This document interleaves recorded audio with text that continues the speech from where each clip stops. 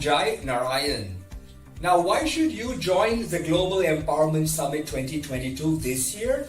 Because, as they say, the human mind, once stretched with new experiences and learning, never regains its original dimensions. So come, join us, stretch your hands, stretch your legs, and most importantly, stretch your minds. I'm going to be there. I will hope to see you too. Bye for now.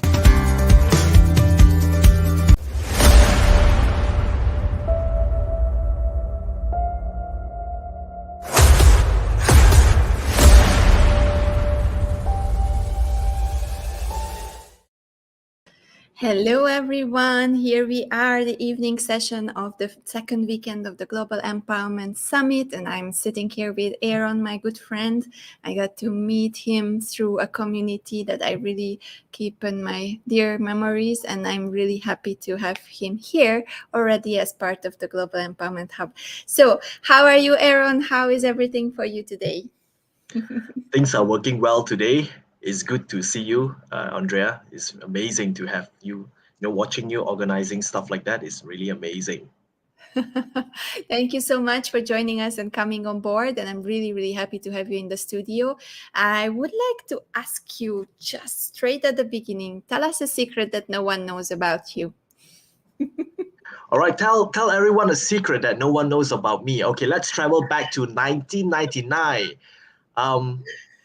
I actually taught a school band, a marching band, for their Malaysian Independence Day. There's a march going on back then. So I trained these kids. They were actually below 12 years old.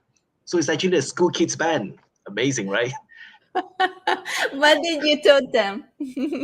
I taught them how to play the percussions, play the marching drums, taught them how to, play certain songs which were designed for the school the Independence Day. Yeah. I love this secret. Something new that we learned about you. So before we go to the today's topic, I would love you to just tell us a little bit more about yourself and to introduce yourself, because not everyone knows you, and maybe you have a lot of sides, a lot of hats that you're wearing that everyone would like to know more about. So tell us about yourself. Hello, people. Good evening, good morning, good afternoon. My name is Aaron Kwan, and I'm from this little city, little town, called Ipoh in Malaysia. And professionally, I am a marketing trainer. I'm attached with this award-winning social media agency based in Kuala Lumpur, Malaysia, called AK-47. Yep. So that's what I do. I love to teach. I love to help my clients to actually skyrocket their marketing growth by using our special technique and courses. Love it, and love your passion, and love that you are so many in so many things at the same time. Like you are in art, you are in business, you are training people, you are helping people to get more visible. So many great things that are helping people to be empowered and to be more in their own space and to feel what they are about. I really love these directions and what you all put together. And you were also someone who was kind enough to invite us to your space in TTDI, and I'm really happy to promote that space too. So tell us about this little space. What is it about, and what's the goal for you with that meeting place? Right, I'm very grateful, and I'm actually very fortunate to work with a team of wonderful people. If you don't mind, I would like to give credit to them. Dr. Pua, Dr. Yan, these are all my amazing partners. I've been working with them for a couple of years, and we own a cafe and also a cafe bar and also a speakeasy venue booking space in the heart of Kuala Lumpur. And this place is called Taman Tun Dr. Ismail, or TTDI for short. So we serve fantastic coffee. We have fantastic beverages, homemade pastries. If you would like to come down to Malaysia, please, call Andrea. She will give you the Google map so that you know how to find our place.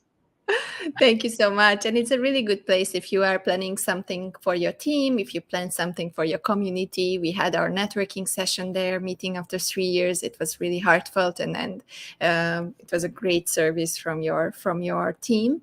And today we will talk about something that is very close to your heart, and it's also very exciting in nowadays and today's world. It's unleashing a social media marketing revolution. Well, where to start? Let me see. Let's start with the unleashing and then we go further. So why is it so important to unleash a revolution, and especially in social media marketing? Tell us a bit more about this. I think first and foremost, before someone actually venture into the world of social media marketing, the first thing that they should be pondering on would be what would be their main intention or the goal. So there's a famous saying by this famous author, Stephen Covey. He mentioned that in his book that whatever we do, the first step would be begin with an end in mind.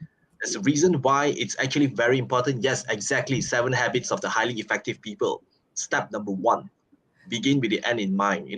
If you do not have this in your mind, you will definitely fail to unleash something very powerful. It doesn't matter what kind of platform that you're using, whether it's a Meta or a Twitter or even Instagram. If you fail to understand the main goals and objective, or to envision whatever you have at the end of the day, you will definitely fail in your social media initiative. So the word unleash here is there's a great powerful potential if you actually understand what you want to do. Yep, that's the word unleash there. Unleash. Yeah, a lot of people are using this. And actually, I wanted to ask you about it. Like many words in the social media and many words nowadays have been overused, right? Like unleash or even women empowerment. I feel that it's so much used for marketing purposes instead of focusing on really what it means and what's behind. What is your take on this? How can be someone authentic in the marketing, but also kind of like surf on the trends at the same time? Is there something like this existing? All right. In marketing, it's actually very important, before someone, they buy your idea or even they would like to purchase your products or services. It's very important to actually stimulate their desire and also stimulate desire and to create that kind of overwhelming interest so that they will actually buy your idea. So, when we create something like this, marketers tend to uh, use words, to attract people, use a very special strategy right now. It's well known in the social media right now. We call this strategy called clickbait. If any one of you is familiar with the technique called clickbait, they bait your attention to find out more. This is actually part and parcel of the marketing process, but at the end of the day, it is actually very important for you to be authentic. If you fail to be authentic to your or genuine to your users or to your audiences or to your target market, at the end of the day, they will find out. People are getting much more educated right now. Whatever information they want, they can actually look for it at the convenience of their fingertips.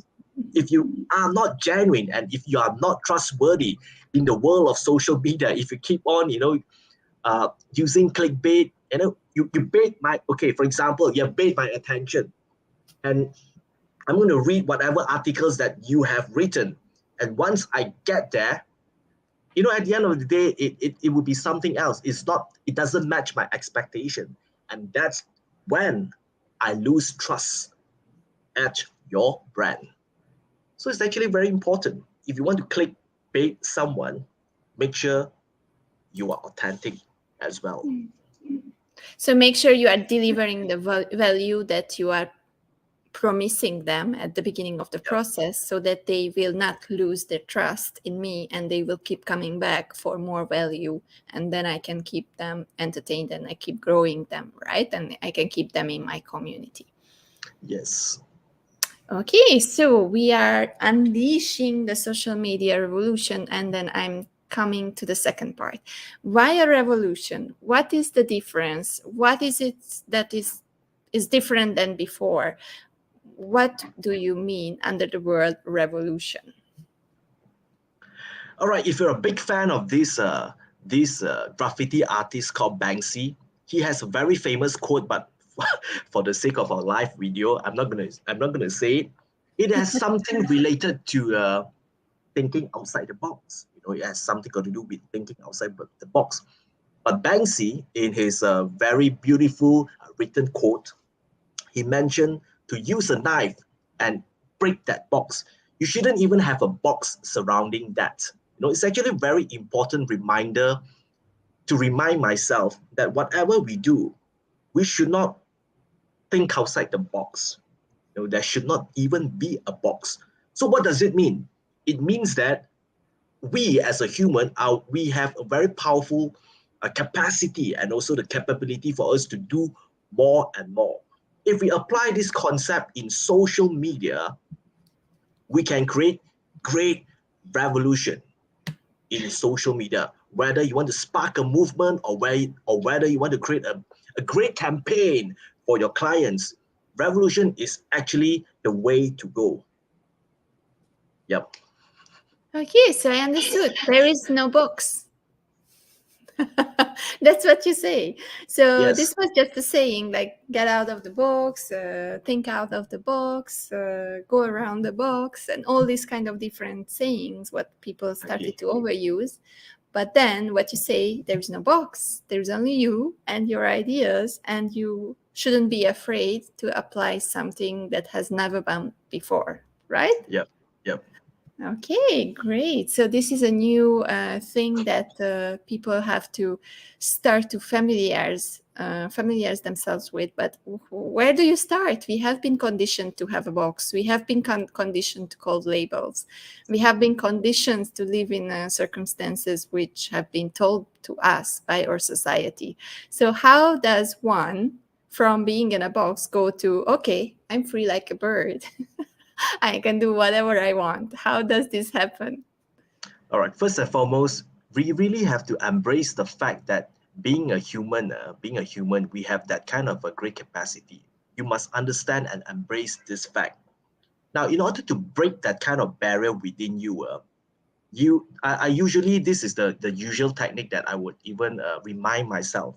And anyway, I'm just a human. You know, I have emotions. You know, things like that.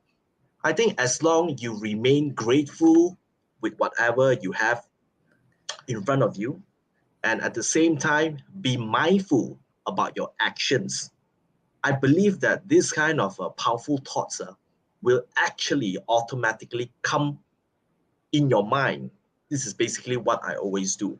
You know, when we observe competition, when we observe new trends that are happening in YouTube, we have to acknowledge that, hey, this is what they're doing right now, and hey, this is basically what are the results that these that the clients may be getting.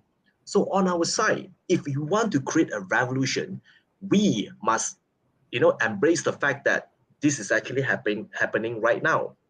So what we do is we are going to actually uh, can I say that we are going to be a little bit bold in our actions, and at the same time taking the right risk involved, and to actually create a better solution as compared to whatever that we are seeing right now. So revolution here, we have to actually embrace whatever weaknesses that we have, and in order to spark that kind of revolution. Love this. Love this. It's giving some different perspective to marketing, and it gives a different perspective to digital media. Many people I talk to in this field, they are having and using the exact same things, the same patterns, the same templates for every single client. And what you are saying here is that you have to, as a professional, as a marketing professional, you have to work with that specific client and unleash their potential, and then find how they can get out of their own box, right? So Exactly. Yeah. That's what you are doing. Whatever information right now in the market, whatever advertisements or whatever strategy or whatever case studies, everyone will have an access right now by using the internet.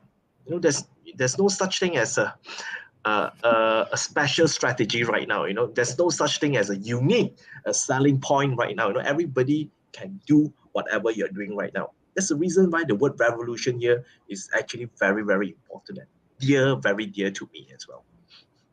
Okay, and now we are living in a digital space. So social media is something, some kind of part of digital revolution or digital transformation.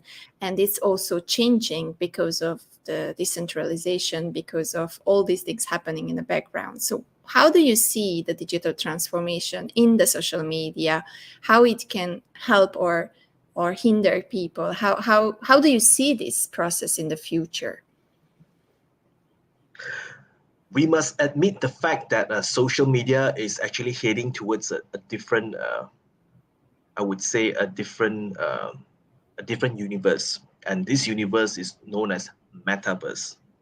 And metaverse is actually a big thing. And I don't think so. Even me myself, sometimes I'm even confused with the term metaverse.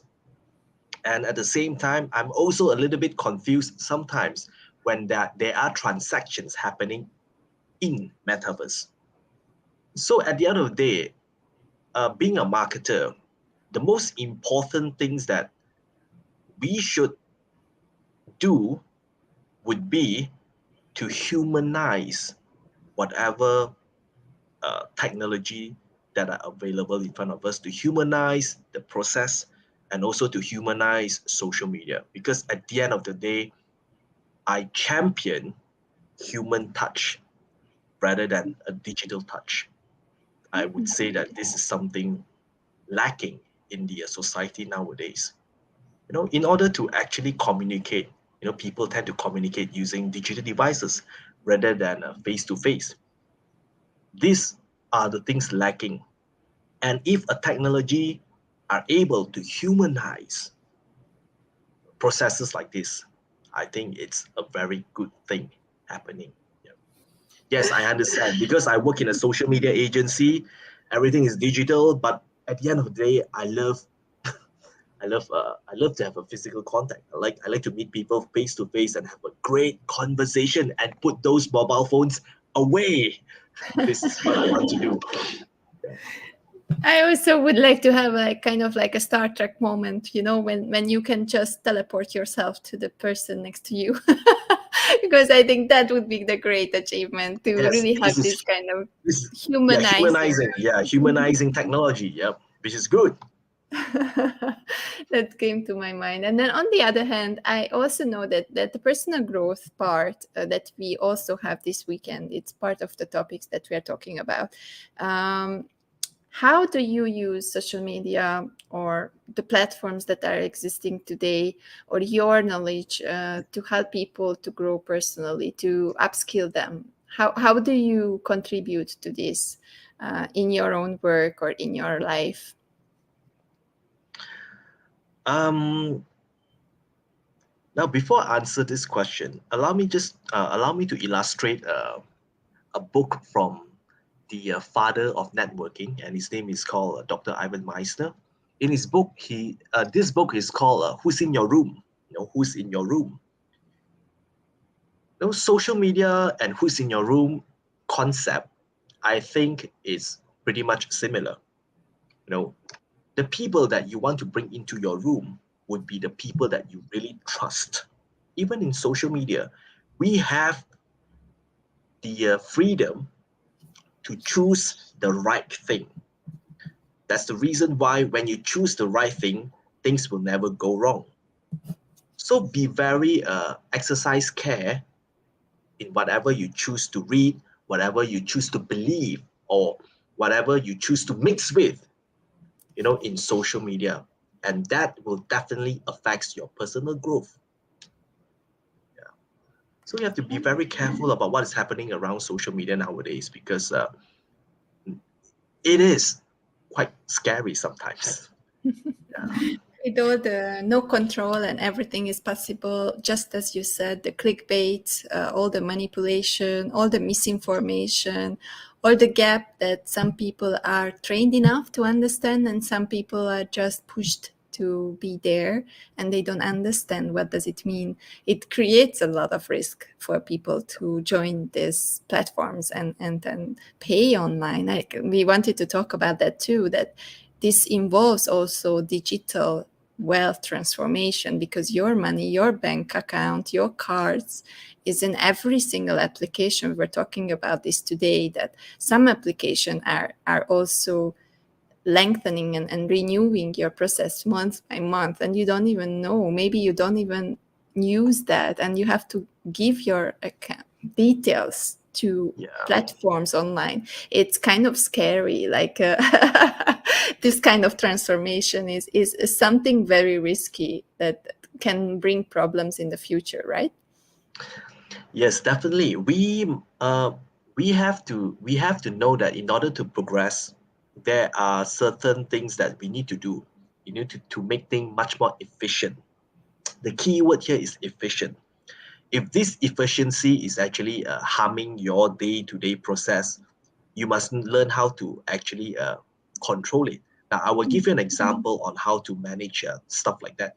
You know, most of the time when you want to purchase a software or even to purchase a web-based applications, definitely there would be a credit card is involved, or even PayPal. You know, and it's for my case, I would use a debit card. You know, because a debit card uh, will have a better control rather than a credit card, because maybe the credit limit, you know, sometimes you may not know what's going to happen. So a debit card, it's easy to control because whatever money you bank in into the debit card, it will be actually subtracted accordingly. So there's a sense of control there, and you will know how to handle things much better. Yeah. Okay, love this tip. So we already have two tips. One of them was from Cal to change your card. And then all your subscriptions are popping up, and then you say to all of those that you don't want, just say no. And then another tip from you, which is using debit card, which is kind of like limiting the risk of losing money because on your Yes. Yeah. debit card you will not so much access to credits.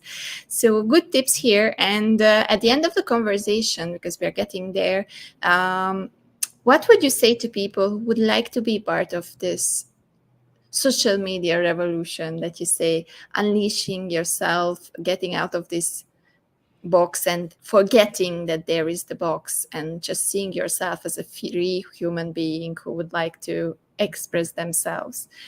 What's the message here? What should they do as a first step to get there?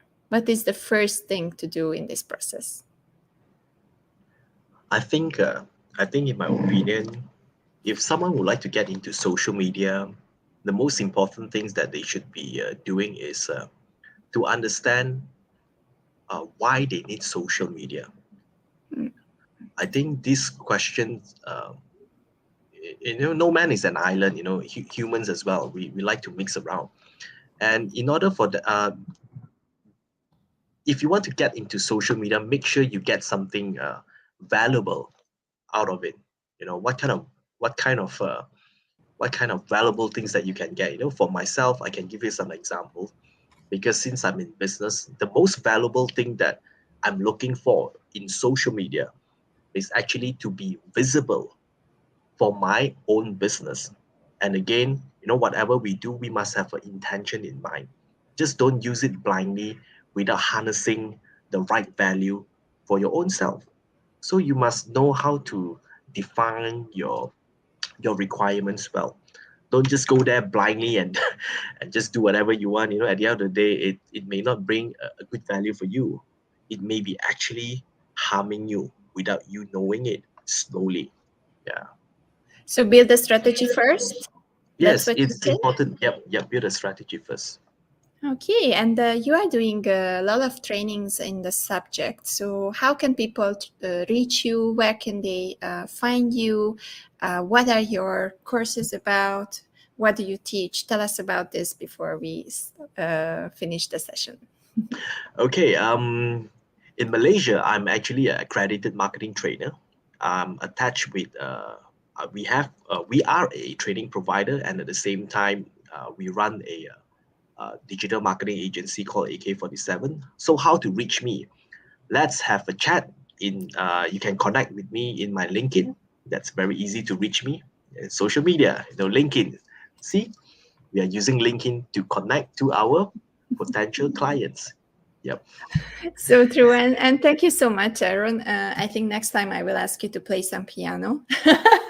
Oh, thank you very much. That would be great to hear you. And if you want to check this side of Aaron, then please follow him on social media, and you will maybe bump into some kind of videos where he is playing. Thank you so much for sharing your knowledge with us and giving us your unique perspective, your way of being out of the box, and how you teach people to be in a place where everything is possible. Basically, that's what you're saying, not seeing the box, just being who you are, which is so inspiring. So thank you so much, Aaron, for being here. I see Rob is just hopping into the studio, so I will switch the speakers. Have an amazing evening, have some rest, and thank you so much for the inspiration. And Lalita is saying AK47, good name, Aaron. Thank you, Lalita. Thank you. So they Yeah. love it.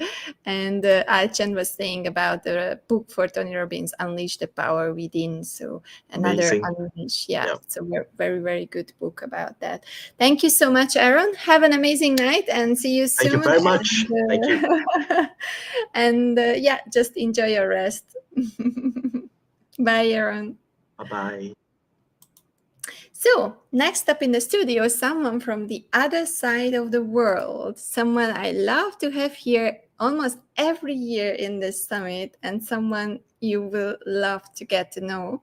Rob is someone I really look up to. He's inspiring so many people. He does so many things, like almost everyone at this summit, wearing many, many hats.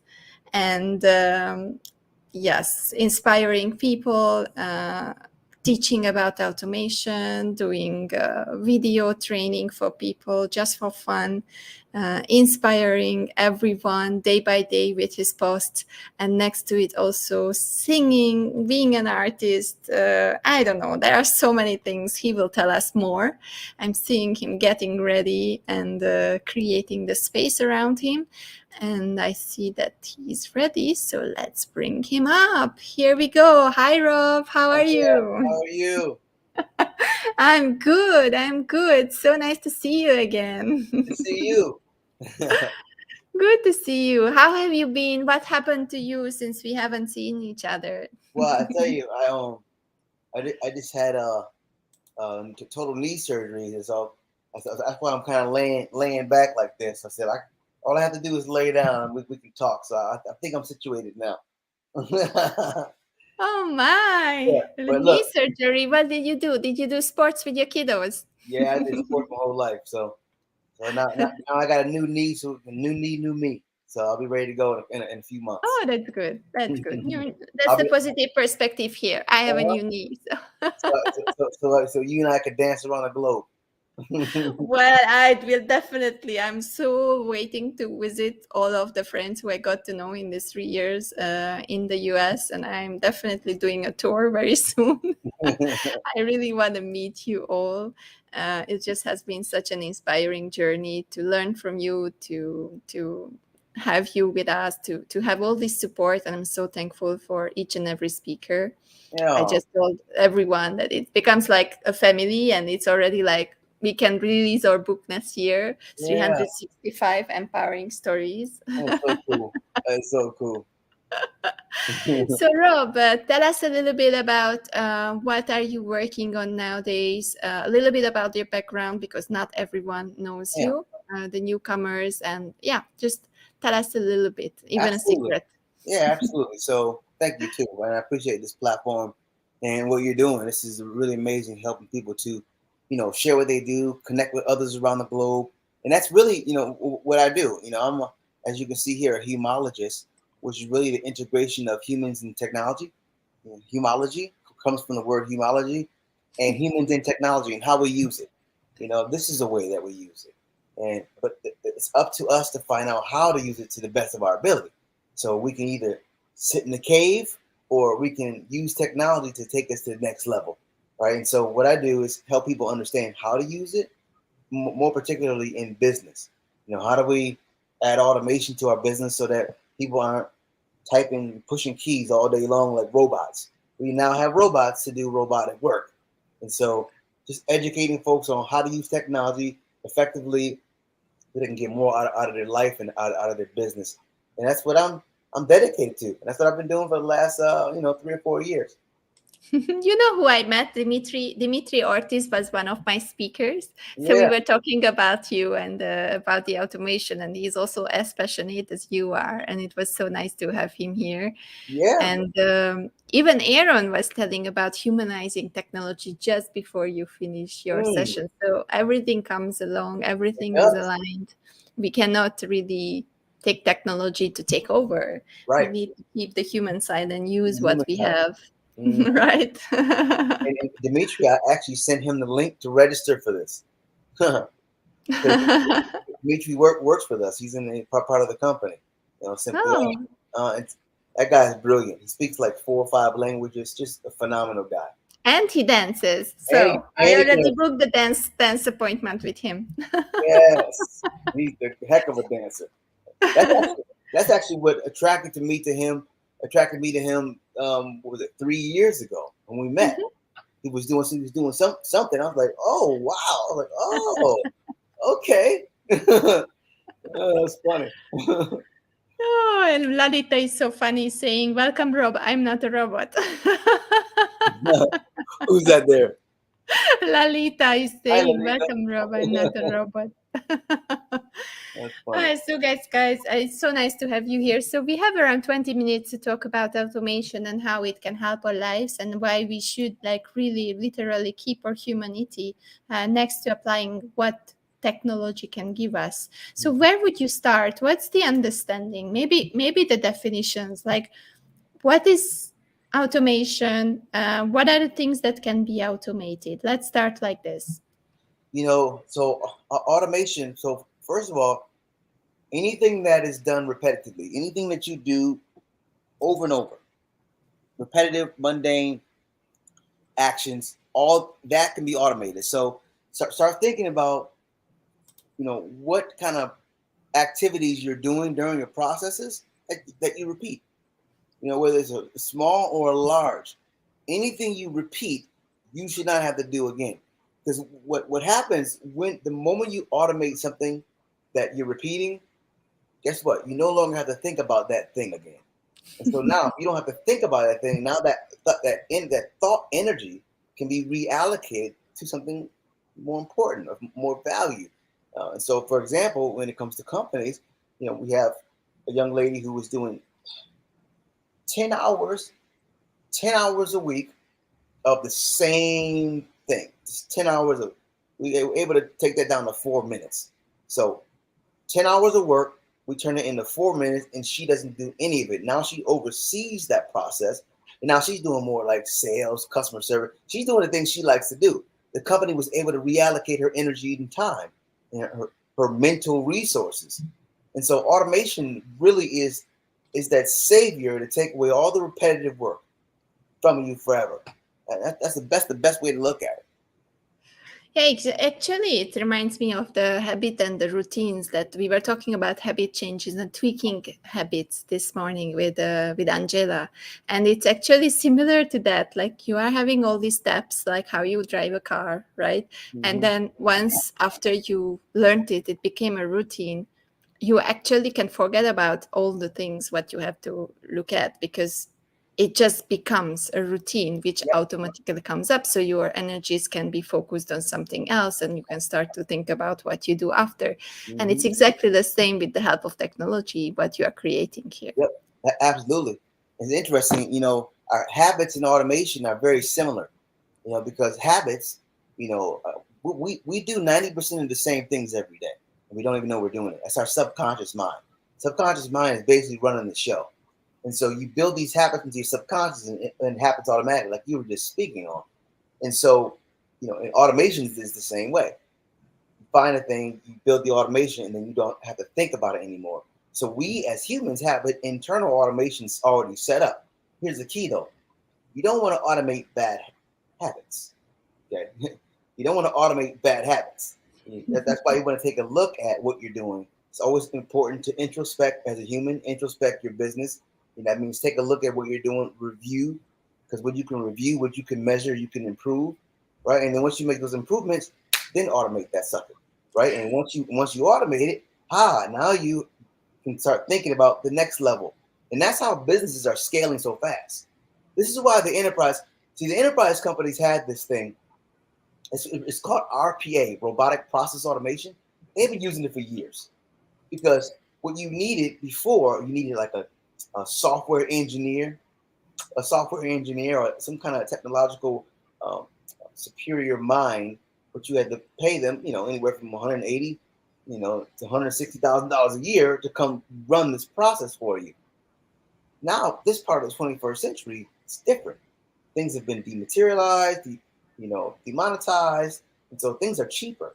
And so now companies that don't very small, they can afford to bring in the automation, so now they can scale and they can compete with the big dogs. It's very interesting. And think about it this way: if Jack and Jill had an ice cream shop across the street, and across the street was John and Jill's, right? So you got Jack and Jill here and John and Jill here. Jack and Jill have digital employees. That's what we call automation. They're digital employees. They got a digital workforce. Say they have 3 of them. They have 3, and they don't. It's going to be a matter of time before one surpasses the other. And then at the same time, the ones who don't have automation won't even be in business as long. Because eventually everyone's going to have this kind of technology. It's almost like computers. That's how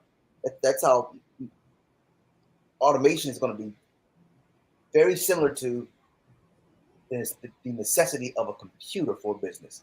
That's the way it's coming. You don't have any businesses without computers right now. You can't. It's like you don't have a computer. Like, what are you doing? Even today, even a phone, even a laptop. So you need one of the gadgets to have at least the connection with your customers, right? You have to communication, with your customers, your employees. You have to your internal processes. You have to have that. But this is the way automation is happening, Andrea. It's happening the same way because we're watching companies. Literally, we had a law firm, 3 employees, 3 of them. One was the lawyer.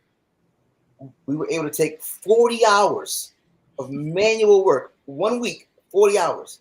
Took us 2 weeks to build it out. 40 hours they were spending, and now they don't spend anymore. That law firm has grown.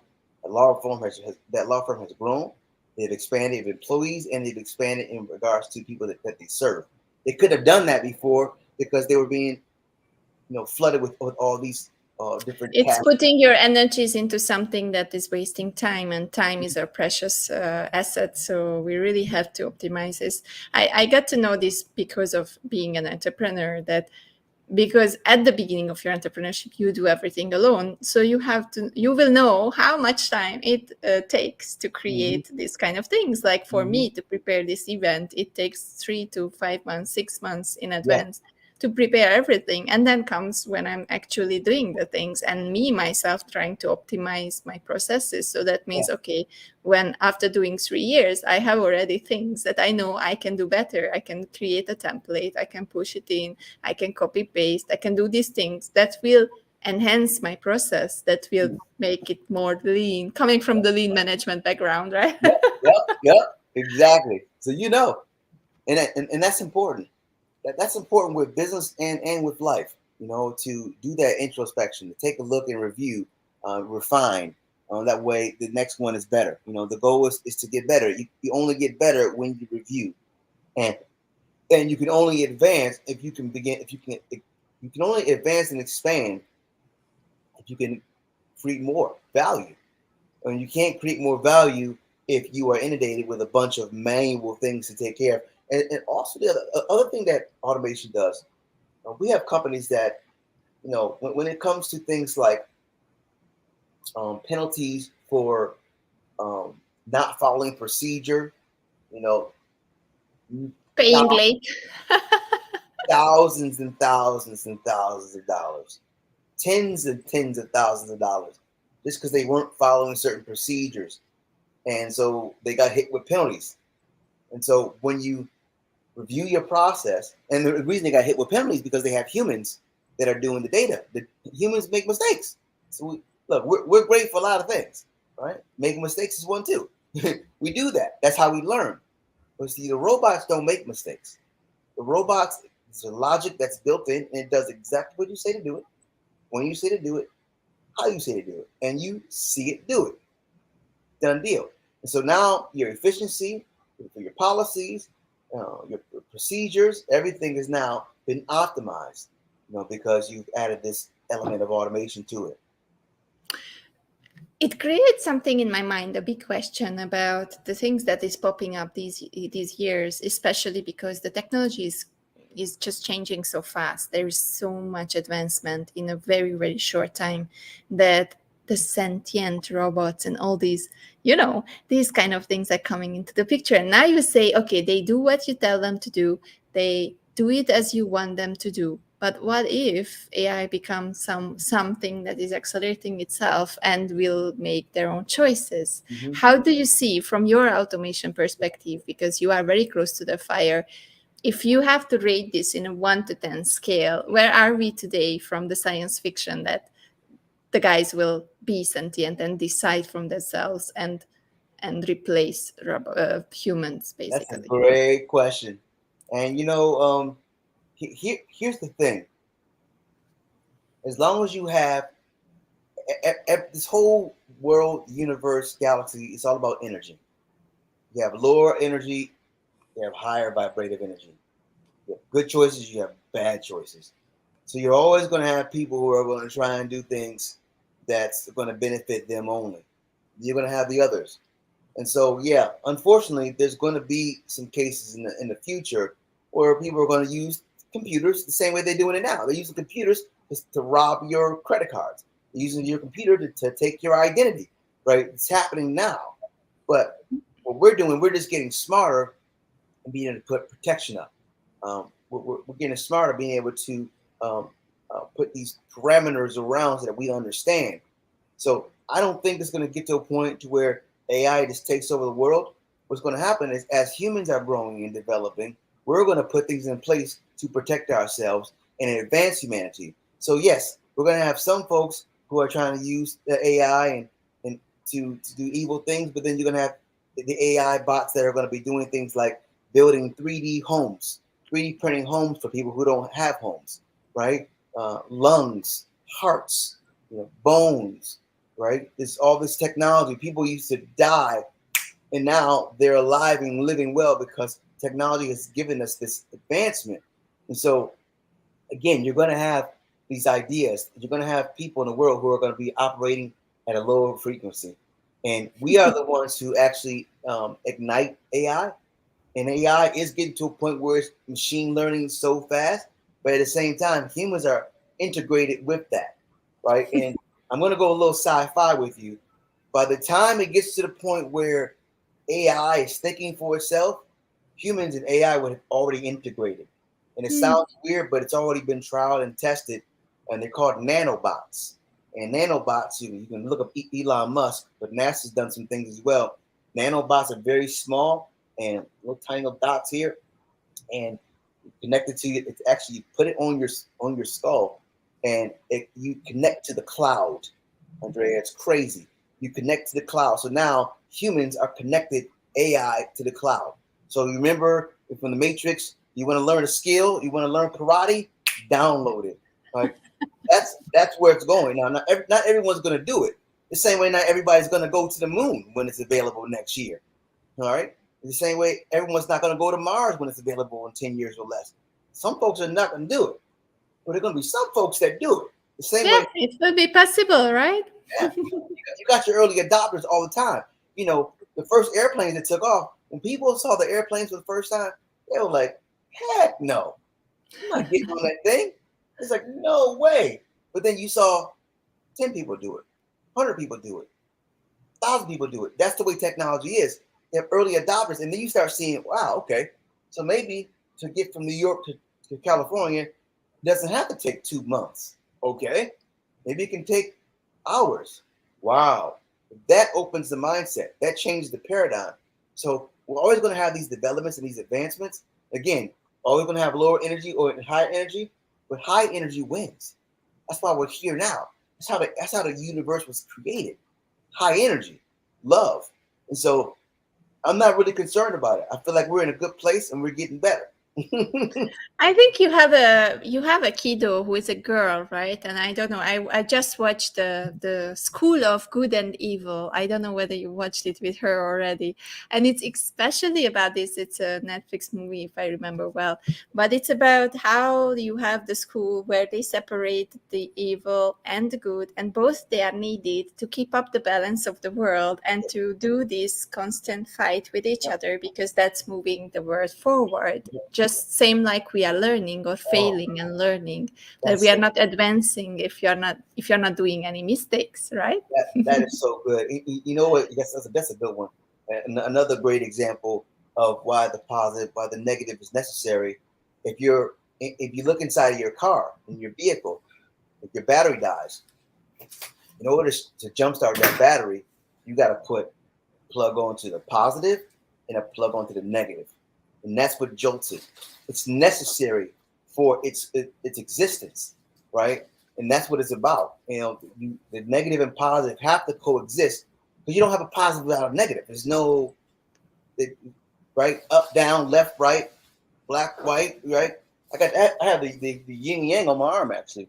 Oh, nice. Yeah, when I was 18 years old, I got that on there, and it basically simply says the world consists of everything.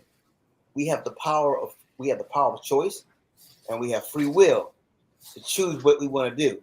And what happens is when the collective comes together and the collective consciousness comes together in a positive way, we're a force that can't be reckoned with. That's why I'm never really worried about the lower vibrative stuff. That stuff always ends because we're stronger, and we're getting stronger because now we're getting even more connected. COVID did an interesting thing. It was horrible for what it did, for the lives that it took and the lives that it shook up. It was the pros that were the negatives, right? The positives is, look at what it did, how it opened us up. Look at how it connected us even more.